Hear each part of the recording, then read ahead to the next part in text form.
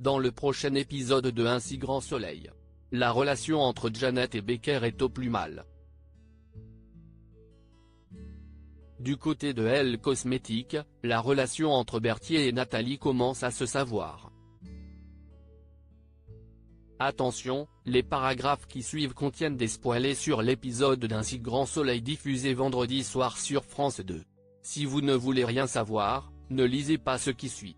Lundi 10 juin dans Un si grand soleil. Nathalie retombe dans ses traverses. Maëva discute avec Karine du nouveau copain de la mère de Tom.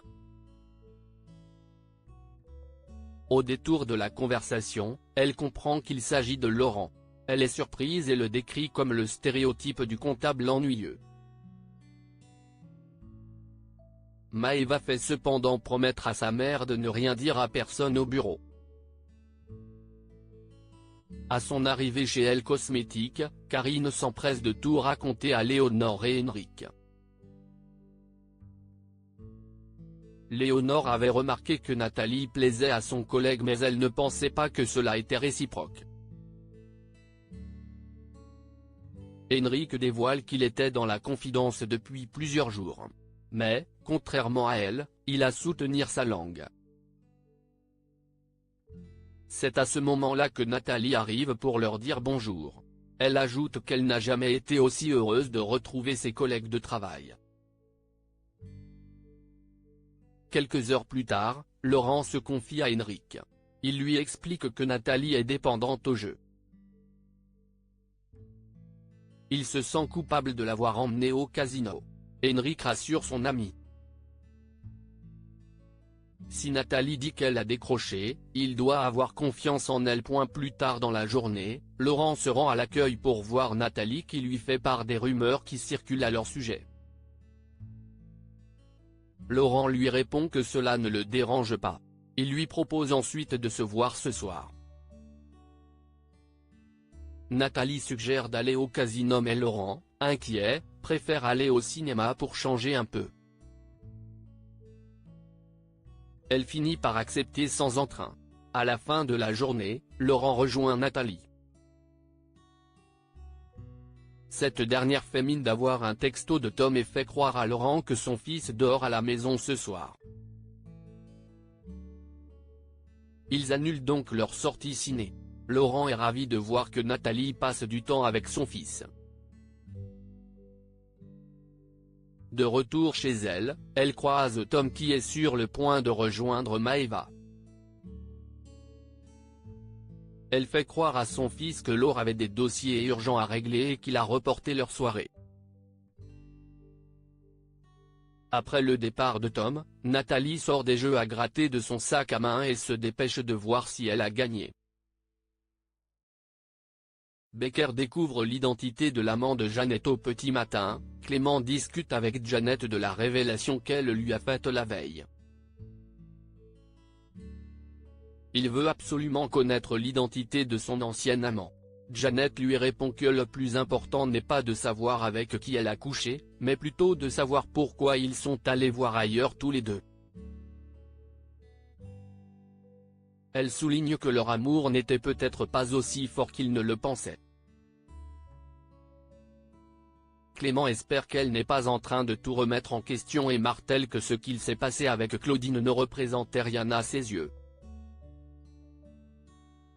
Alors que Janet est sur le point de partir, Clément lui demande si Père Silvio était son amant.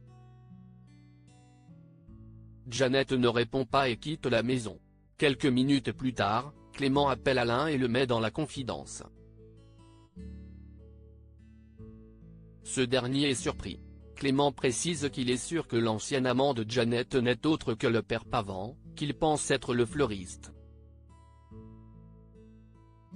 Déjà à l'époque, lorsque sa femme et lui faisaient des maraudes, il avait eu des doutes. Becker se demande comment ils vont réussir à sortir de cette situation. Au commissariat, une confrontation est organisée entre Camille Grignac et son ancien collègue Benjamin. Élise et Claudine suivent la confrontation derrière une vitre sans teint. Camille lui explique qu'on lui a dit qu'il était au courant de ce qu'il s'était passé entre elle et Baptiste.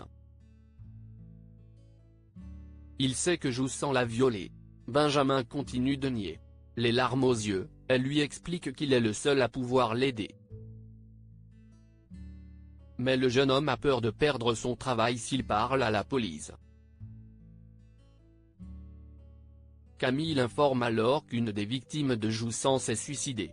Elle lui demande comment il est capable d'aller travailler pour un individu qui agresse des femmes en toute impunité.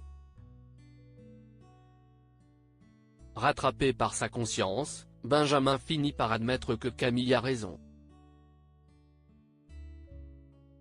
Il a été lâche et il aurait dû le dénoncer depuis le début.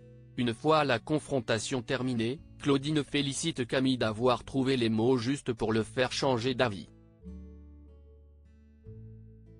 Le jeune femme tient à remercier son avocate. Sans elle à ses côtés, elle aurait abandonné depuis longtemps. Claudine se rend ensuite dans le bureau de Clément Becker. Elle l'informe que Benjamin vient de livrer un témoignage accablant contre Joussan. Elle en profite pour s'excuser de s'être emportée contre lui la dernière fois et d'avoir causé des troubles entre lui et Janet. Claudine assure à son ex-mari qu'elle est là pour lui s'il en a besoin, mais Becker la congédie. Le soir venu, Clément rentre tôt du travail. Il confronte Janet au sujet de son adultère avec le père Silvio. Clément reproche à sa femme d'avoir eu une relation intime avec celui que la police soupçonne être un tueur en série. Janet affirme alors qu'elle connaît suffisamment le père Silvio pour savoir qu'il n'a jamais pu commettre ces meurtres. Elle ajoute qu'il était amoureux d'elle et qu'il a préféré quitter la France pour tenter de l'oublier. Becker pense que sa femme a été manipulée. Janet lui explique qu'il s'est laissé accuser de meurtre. Elle lance ensuite à Becker qu'il peut penser ce qu'il veut, elle sait que le père Silvio est innocent.